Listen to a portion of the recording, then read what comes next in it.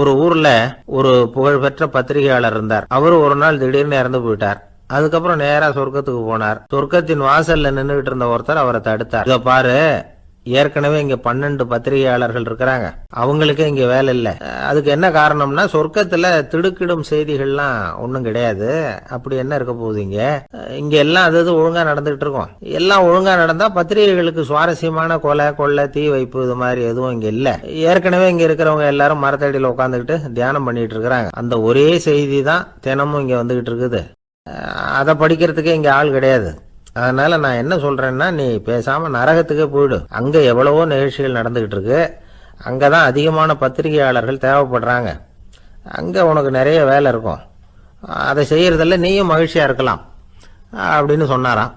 அங்க அந்த சொர்க்கத்தின் வாசல்ல நின்றுகிட்டு இருந்தவர். இந்த பத்திரிகையாளர் அங்கேயே நின்று கொஞ்சம் யோசனை பண்ணார்.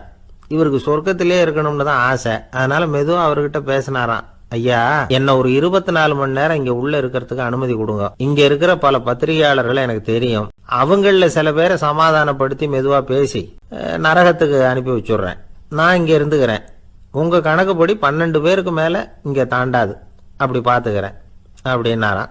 அவரும் யோசனை பண்ணி பார்த்துட்டு, சரி அப்படியே உனக்கு அனுமதி கொடுக்குறேன், ஆனா ஒரு விஷயம், 24 மணி நேரம் தான் அனுமதி, அதுக்குள்ள எல்லாம் நடக்கணும் அப்படின்னு இருக்கார். சரின்னு சொல்லிவிட்டு இந்த பத்திரிகையாளர் உள்ள போனார். யோசனை பண்ணார்.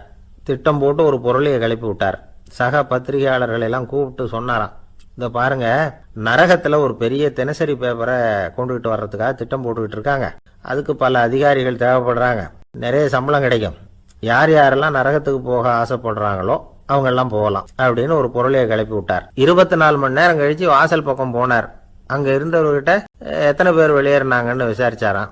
அப்போ அவரு இவரை, நீ வெளியே போகக்கூடாது, முதல்ல உள்ளதான் இருக்கணும் அப்படின்னு தடுத்தாராம். அப்புறம் சொன்னாராம், நீ சொன்ன செய்தியை கேட்டதும் இங்க இருந்த எல்லா பத்திரிகையாளர்களுமே நரகத்துக்கு போயிட்டாங்கப்பா, உள்ள யாருமே இல்ல, அதனால நீ உள்ளே இருக்கலாம் அப்படின்னாராம். இதை கேட்டதும் இந்த பத்திரிகையாளரே குழம்பி போயிட்டார். ஒருவேளை உண்மையிலேயே நரகத்துல புதுசா பத்திரிகை ஏதாவது ஆரம்பிக்க போறாங்களோ அப்படின்னு அவரே நினைக்க ஆரம்பிச்சுட்டாராம். அப்புறம் சொன்னாராம், ஐயா என்ன விட்டுருங்க, நான் நரகத்துக்கே போயிடுறேன், அங்க ஏதோ விசேஷம் இருக்கணும் அப்படின்னாராம்.